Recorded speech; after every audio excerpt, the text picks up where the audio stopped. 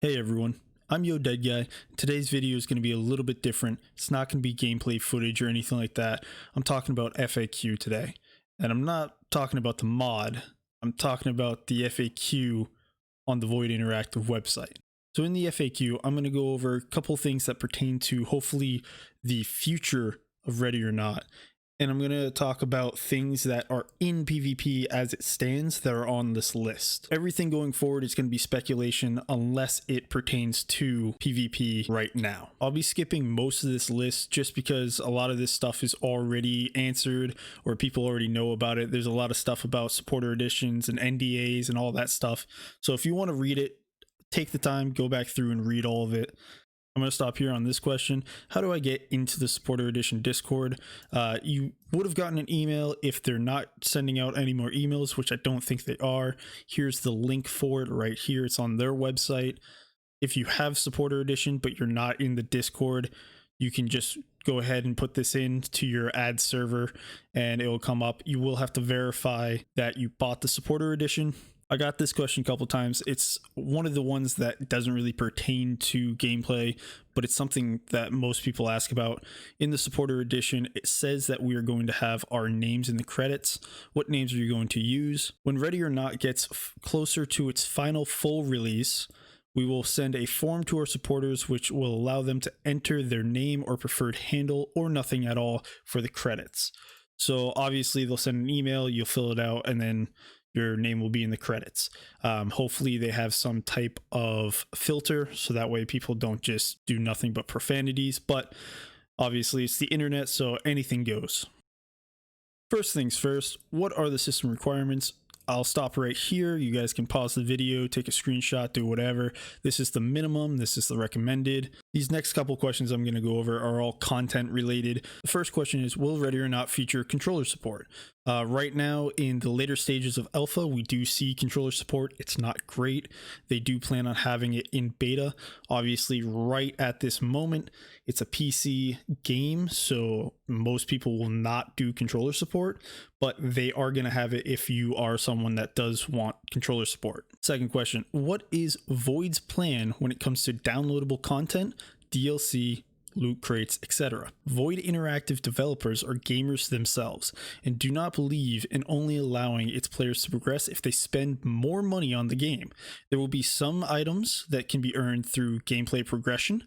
The better you are, the more City Hall is willing to invest in your team. So there's three things I want you to look at with this. Number one, they're not doing loot crates. That can change, but as it stands right now, they're not looking to do loot crates, and that's awesome. The second thing I want you to look at is there will be some items that you can earn through gameplay progression. So there should be a progression system. I don't know if this is going to be single player, co-op, campaign, or PvP. I assume PvP is already going to have its own, level system and all that stuff. If you do better in missions, you get higher budgets, maybe higher points, money, whatever their system is going to be. And then City Hall is going to give you maybe better gear, maybe an extra person. Next question is, what content is expected in expansion packs? So obviously there should be expansion packs. Right here it says the original Ready or Not release is based in the USA and reflects events from the USA. Future expansions will move to other geographies across the globe and reflect special police units and events from those locations. Maybe to Russia, Poland, France, Germany. Maybe that's going to be part of the campaign. Maybe you can do single player co-op. PvP maps might transition to being, around the world and stuff like that. That would be cool. Two different factions facing each other. These next two questions kind of go hand in hand. Will Ready or Not feature weapon skins, and what about officer skins? The answer is the exact same on both. Yes, but we do want to be tasteful in what we allow, so don't expect to see extremely wild and out of place items. So obviously your character's not going to wear, a spiked mohawk helmet. Your character's not going to have, wings or anything silly like that. You're not going to be able to dress up like a full unicorn, or your gun's not going to have flames on it and stuff like that. It's going to be all base stuff. Right now what we see in PvP is you have shoulder patches that you can customize your officers with. You have different type of gun gun skins. You have factory, you have rail, you have tan. In the M14, you actually have stripes. It looks like a jungle camo. So I'm assuming the camos for the guns are going to be the classic, you know, digitals and tans and greens. And there's also with the G3A3, it's a full pink gun. Maybe they're going to allow you to get those kind of off-brand colors into it just to kind of customize a little bit. So for gameplay and connection features right here, dedicated servers or peer-to-peer, the servers, they're going to have a few dedicated ones across the world, obviously probably for PvP and some type of co-ops, but also they're going to support the peer-to-peer hosting and local servers. So obviously if you want to invite your friends, you can easily do that and host games, or if you're in a LAN server, go right ahead and play with all your friends. Will Ready or Not feature a level editor and or support mods? The answer is yes. We believe a game with this capability provides great opportunity for community engagement and for capable programmers to express their creativity. Right there, that tells me that they're looking for the community to really come together, make maps, make mods, have fun with the game. That's what I see in this. Hopefully they back up this statement by, if someone makes, you know, a level or a map or something like that for co-op or even PvP, maybe they turn around and put it in the game as a featured map, a featured mission or something like that. So that way we can kind of showcase the different levels that people are making. Here's some quick, easy questions. Does the game feature a campaign? Yes, it's not available in alpha. Is it virtual reality ready? No, it's not designed for that, so it's not going to happen. They do have an anti-cheat. They didn't say which kind, but they said it's respected in high quality, and it's not designed for esports in mind. Ready or Not does not look to be an esports game.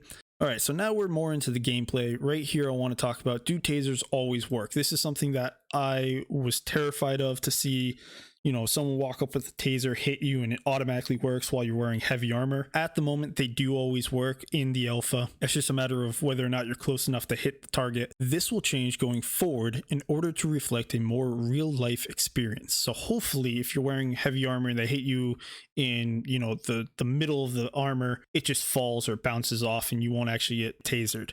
One of the things I definitely want to see is you have to aim with the taser and hit them in like the legs or the arms, something that's unpadded, so that way it really does taser them. That would be really nice to see, that it's more realistic in that sense. So continuing with the gameplay features, does equipment affect movement speed? Yes, there's a weight system in game. By taking heavier gear, you limit your maximum speed.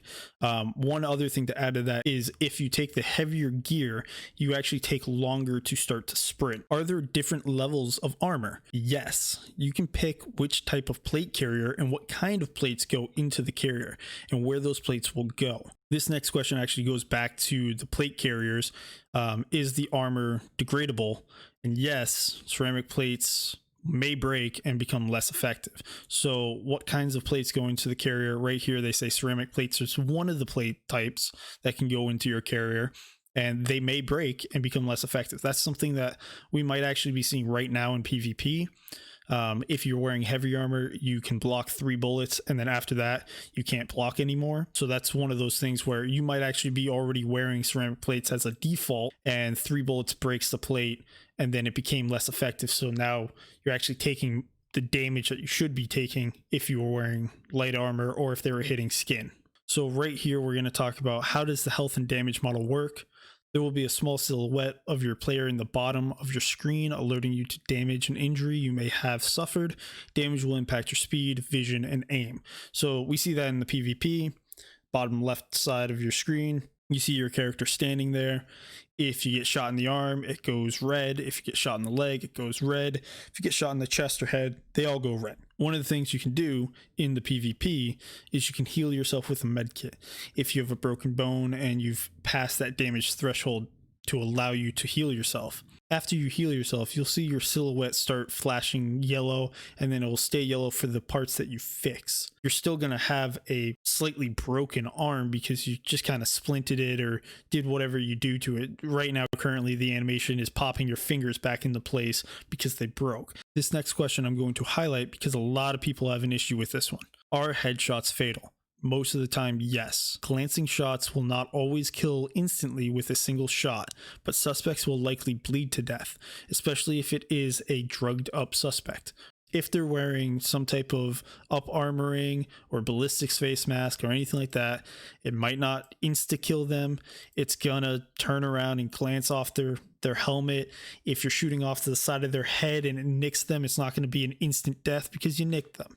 So it's just a matter of what they're wearing, what type of gun you're shooting, and where you're hitting them on the head. This next question is very simple, but they say stuff in it that I have to talk about. Can I go prone? No. Prone is not a typical position for SWAT, and it is more akin to war games. Prone is also a favorite position for campers. I agree with all this right here. This is perfect. I love that you cannot go prone. You can do your crouch, you can do your lean, you can actually crouch lean to even get lower to the ground, but there is no prone. Perfect. This next set is extremely concerning to me. If we were to introduce a battle royale mode for fun, we would consider incorporating prone. That right there scares me because I'm not a fan of battle royale. I don't think it should be in a SWAT game. I just wanted to go ahead and point this out, that they have kind of a sense of humor in this FAQ. Can I see my own character's shadow? Yes, unless you are a ghost, smiley face. This next one's going to be a game mode that I talk about. Are there bomb defusals?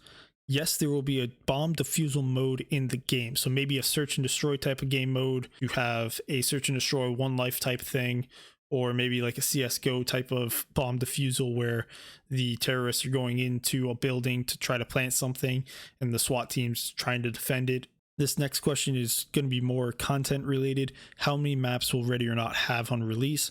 Alpha will have between 3 to 4 maps. The full version of Ron will have between 10 and 14.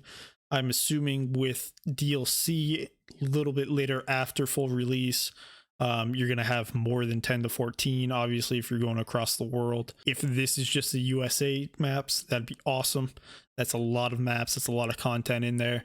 And then you can also add in all the other countries that we're going to play on those maps as well. So this last one here is something that's really cool. Do suspects interact with hostages? Yes. Suspects can take civilians as human shields or hold them at gunpoint in standoffs with players. I'm hoping that while going through missions and stuff like that, you can come across these type of standoffs, so that way you can try to talk to your team and try to figure out how best to save the civilian's life instead of just run in, gun everyone down, and move on.